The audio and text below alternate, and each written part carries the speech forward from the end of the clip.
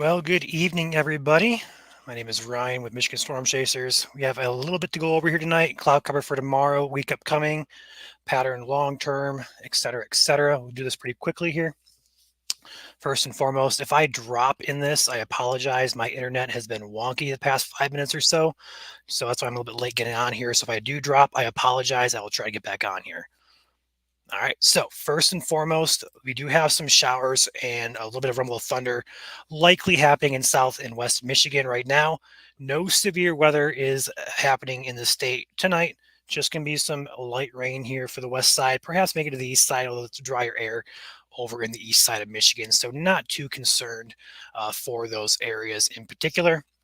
But I do want to point that out, just some rain happening with those storms now, or rain happening with that line of basically rain, basically. Um, I don't know where I was going with that thought. But anyway, the overall question people are asking is what is the eclipse cloud cover going to look like for the path of totality and also southern Michigan as well? So the main question here is going to be how quickly we can get clouds to move out in the morning hours of tomorrow morning. First and foremost, the cloud cover map here on this model is having a very dense cloud deck moving in to the area here.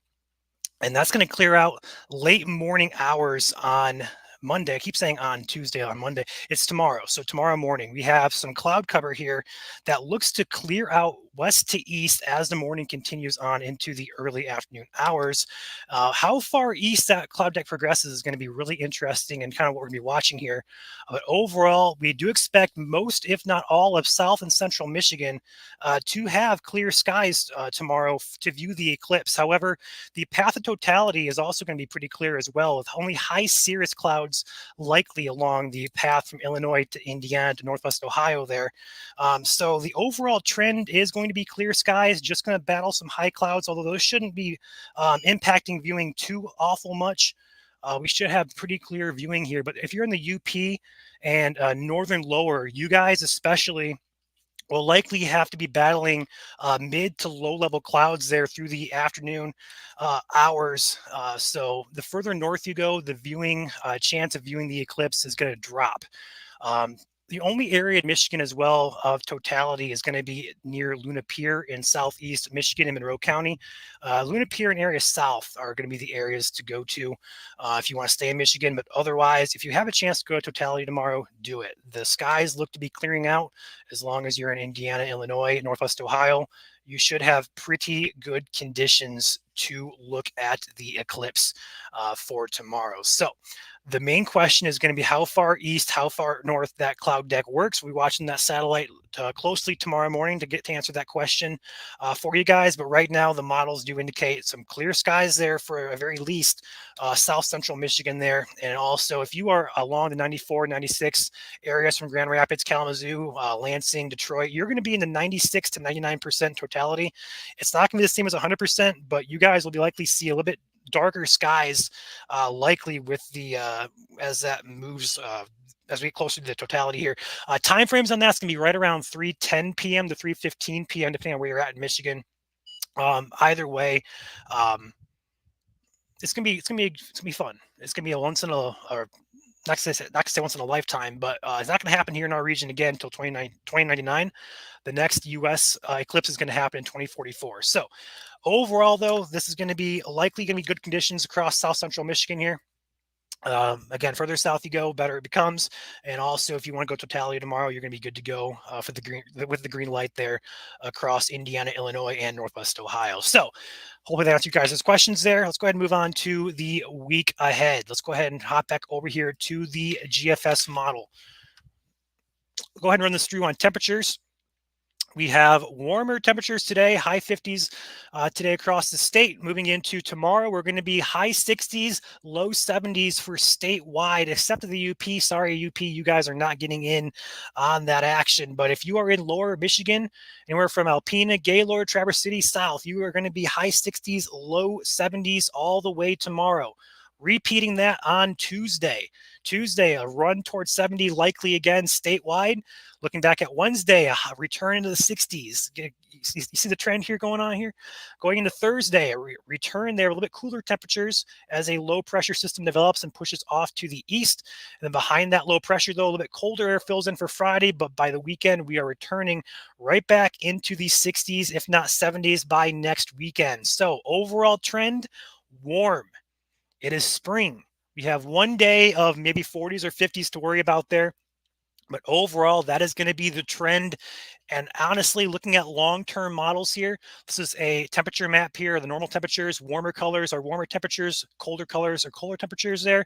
Moving this through the entire month of April into late April, we do not stay cold at all. This is going to be warmth long-term. Is winter over? The answer, I think, is yes.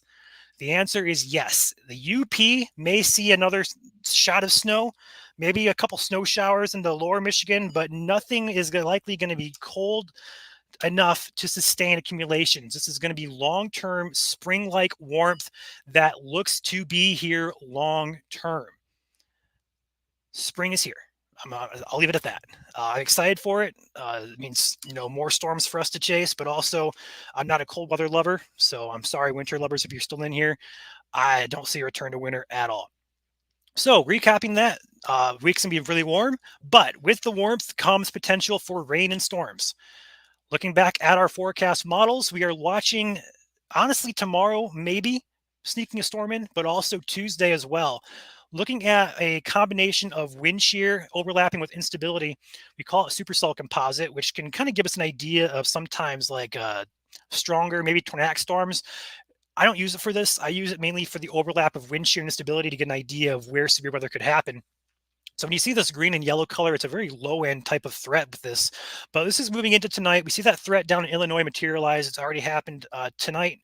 That's going to push back into the area tomorrow. We're seeing just a bit of coloration here in Michigan, not enough to make us go, hey, we got to watch this. Nothing like that. Just a little bit of an idea. We're going to have some overlap of wind shear tomorrow with instability. But Tuesday is a day to watch. We see an increase here moving up into Michigan.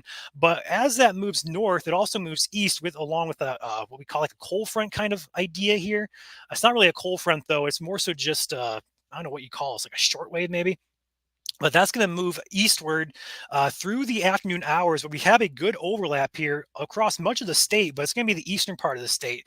This is trended faster. So whether it makes it into the state or if it's going to push into Ontario, I'll have to watch Tuesday in particular closely. Now, looking at the forecasted like radar potential, overall, we don't really see much in the way to be concerned about with this just yet. Tomorrow, we have maybe just a few showers popping up. Nothing on this model, but Tuesday or Monday, maybe a few showers popping up. But Tuesday, we see a bit more of a widespread return here. Tuesday morning into Tuesday afternoon, we see a little bit more development there as it pushes off into Ontario. How far is that going to be east? I don't know yet, but it's a possibility we could see some storms, some rain in Michigan on Tuesday. Otherwise, the severe threat is quite low, if not zero at this time. If that changes, we'll let you guys know. But Tuesday will be a day to watch, and maybe an isolated storm tomorrow if we can muster up enough moisture to get storms up and going. But otherwise, it won't affect eclipse viewing. It'll be after that time frame. So with that being said, your long-term pattern forecast is, again, warmth. Looking at the CPC guidance, we're looking at above average temperatures into mid to late April. Looking at precipitation, we're also looking at above average precipitation here into the late April time frame. There's your precipitation. The green is a little bit less of a chance, or sorry, if the green is a higher precip, although the darker the green you get, the higher percentage you have of above average temperature. So we're kind of in that 30 to 40% zone of above average precipitation there. So what we're expecting basically is warm and wet, which is typical transition into a La Nina type of summer. We're seeing it very well here on the models, but looking at the long term, the 3 to 4 week into late April into early May, the entire US basically is in a warmer pattern expected. And also with the 3 to 4 week precipitation, we're looking at equal chances of both dry or above average precipitation. So overall trend, warm with likely trending above average for precipitation. So your rain, stuff like that. So With that being said, that is all I got to share with you guys. If you're going to the eclipse viewing tomorrow, if you have a chance, do just go south. You won't regret it. Go into totality. You will not regret it. It may not be once in a lifetime, but it won't be happening in our area again until 2099, and in the US again until 2044. So, with that being said, I'm going to hop off here. I am starving and I have to take a shower and stuff like that. So, I appreciate you guys watching. Otherwise, if you guys have questions, I will answer those after the stream here. But otherwise, I appreciate you guys watching. Hit the like button for me. I'm going to hop off here. Thanks, guys.